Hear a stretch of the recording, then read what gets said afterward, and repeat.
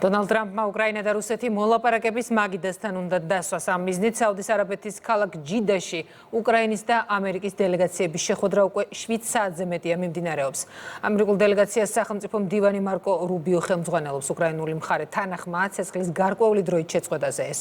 უკრაინასა და შტატებს შორის პირველი მაღალი დონის შეხვედრაა, მას შემდეგ რაც თეთრ სახლში პრეზიდენტ ტრამპის და ვიცე-პრეზიდენტ ჯეი დი ვენსის ვოლოდიმირ ზელენსკისთან სიტყვიერი დაპირისპირება მოხდა. თამარ გოცირიძის რეპორტაჟი.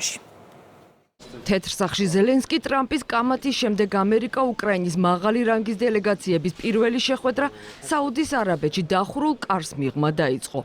საუდის არაბეთშია ვოლოდიმირ ზელენსკიც, თუმცა ის მოლაპარაკებებში არ მონაწილეობს. ამერიკული მხარე მის გარეშე შეეცადა გაერკვია, რამდენად მზადაა კიევი მშვიდობისთვის დათმობებზე წავიდეს. ორივე მხარე უნდა გაიაზროს, რომ სამხედრო დაპირისპირება გამოსავალი არ არის.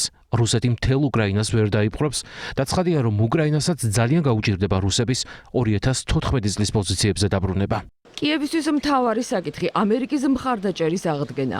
ზელენსკის ოფისის ხელმძღვანელმა მოლაპარაკებების კონსტრუქციულობაზე აქცენტი სოციალურ ქსელში რამდენჯერმე გააკეთა. დაწერა, რომ ცეცხლის შეწყვეტასთან უკრაინა ასე ახლოს არასდროს ყოფილა.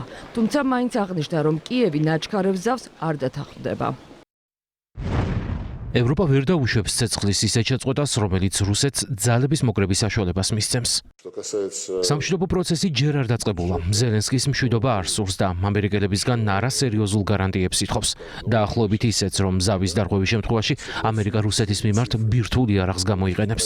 ნებისმიერ ფასად მშვიდობა არ სურს ევროპას. უკრაინის არმიის დემილიტარიზაციის წინააღმდეგია პარიზი. დასავლეთის უსაფრთხოების არქიტექტურისთვის უკრაინის სამხედრო სიძლიერე მნიშვნელოვანია. ევროპამ მარასრულფასოვნების კომპლექსი უნდა დაძლიოს. ევროპის ამერიკაზე მრავალწლიანი დამოკიდებულება დასრულებულია.